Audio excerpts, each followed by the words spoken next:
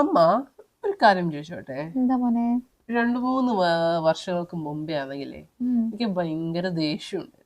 പക്ഷെ ഉം. ഇപ്പോഴൊക്കെ ഞാൻ ആ സമയത്തൊക്കെ ലുക്ക് ബാക്ക് ചെയ്യുമ്പോൾ ഇപ്പൊ ഞാൻ അതിനെക്കാളും ഒത്തിരി രണ്ടു വട്ടം ആലോചിച്ചിട്ടൊക്കെ ഞാൻ കാര്യങ്ങളൊക്കെ പറയൂ. ഉം.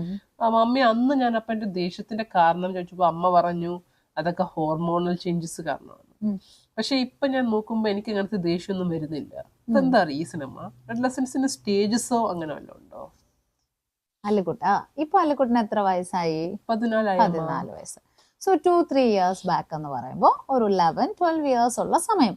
ഈ കാലഘട്ടത്തെ നമ്മൾ പ്രീ ടീൻ എന്നാണ് വിളിക്കുന്നത്. സാധാരണഗതിയിൽ 9 വയസ്സ് മുതൽ 12 വയസ്സ് വരെയുള്ള കാലഘട്ടത്തിലെ പ്രീ ടീൻ എന്നാ പറയുന്നത്. 13 മുതലാണ് മുമ്പ് കാലത്ത് നമ്മൾ ടീനേജ് പറയുന്നത്. ഇപ്പൊ 10 to 19 ആണ് നമ്മൾ ടീനേജേഴ്സ് എന്ന് പറയുന്നത്. പക്ഷെ അതിൽ തന്നെ 9 to 12 എന്ന് പറയുന്നത് പ്രീ ടീൻ എന്നുള്ള രീതിയിൽ കരുതുന്നുണ്ട്. ഈ സമയത്താണ് അമ്മ പറഞ്ഞതുപോലെ ഹോർമോണൽ ചേഞ്ചസ് ഒക്കെ നല്ല രീതിയിൽ എക്സ്പ്രസ് ചെയ്യാനായിട്ട് തുടങ്ങുന്ന ഒരു കാലഘട്ടം. ഇവിടെ എന്താ സംഭവിക്കുക? കുട്ടികൾക്ക് ആദ്യമായിട്ടുണ്ടാകുന്ന ചേഞ്ച് എന്ന് പറഞ്ഞാൽ ദേഷ്യം കൂടുന്നു എന്നുള്ളതാണ്. ഈ സമയത്ത് എല്ലാ പേരൻസും കാണുമ്പോൾ എന്താ വിചാരിക്കുക? എൻ്റെ കുട്ടി ഒരുപാട് മാറിപ്പോയി, ഒന്നും പറയാൻ പറ്റുന്നില്ല, എന്ത് പറഞ്ഞാലും ദേഷ്യമാണെന്ന് തോന്നും. അല്ല, കുട്ടനും ദേഷ്യം വന്നിട്ടില്ലേ? വേറെ എന്തൊക്കെ ചേഞ്ചസ് കാണും? അത് കഴിഞ്ഞിട്ട് ഏറ്റവും കൂടുതൽ കാണുന്നത് കുട്ടികൾ എപ്പോഴും ചോദിക്കില്ലേ, ഈസ് ഇറ്റ് ഫെയർ അമ്മ? എത്ര പ്രാവശ്യം അല്ലു എന്നോട് ചോദിച്ചിട്ടുണ്ട്, ഈസ് ഇറ്റ് ഫെയർ അമ്മ? അതായത് ചുറ്റും കാണുന്ന എല്ലാ കാര്യത്തിലും സ്വന്തമായി ശരിയും തെറ്റും അനലൈസ് ചെയ്യാൻ തുടങ്ങും. പേരൻസ് പറയുന്ന പല കാര്യങ്ങൾക്കും ഒപ്പോസ് ചെയ്ത് സംസാരിക്കാൻ തുടങ്ങും. ഓർമ്മയില്ലേ?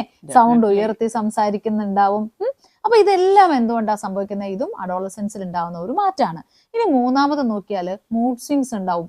പെട്ടെന്ന് എക്സൈറ്റഡ് ആവുന്നത് കാണാം, പെട്ടെന്ന് എന്താണ് ഡൗൺ ആയിരിക്കുന്ന ഒരു മൂഡിലേക്ക് പോകുന്നതായിട്ടാണ്.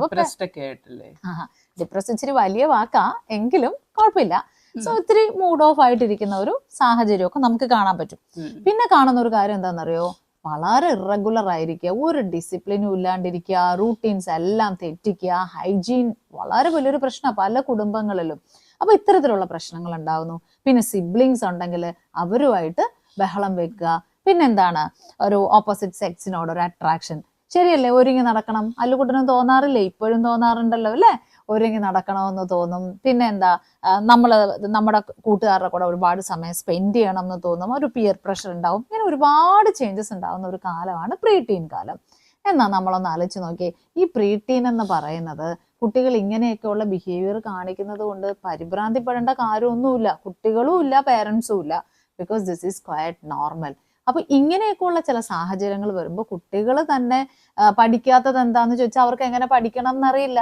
അവർക്ക് എന്താ ഡിസിപ്ലിൻ ആവാത്തതെന്ന് ചോദിച്ചാല് അവരെ ഡിസിപ്ലിൻ കൃത്യമായിട്ട് മോണിറ്റർ ചെയ്യാൻ പേരൻസും ശ്രമിക്കുന്നില്ല. ബിക്കോസ് ഈ ഒരു സമയത്ത് പേരൻസ് ഒരു കൺട്രോൾ മോഡിലേക്കാണ് പോകുന്നത്. അപ്പൊ കുട്ടികൾ എന്ത് പറ്റും? അവരുടെ ആ വ്യക്തിത്വത്തിനും അല്ലെങ്കിൽ ഈ റൂൾ ചെയ്യുന്ന പേരൻസിന്റെ ഇടയിലും കിടന്ന് കുറേ സ്ട്രഗിൾ ചെയ്യുന്നതായിട്ട് കാണാം.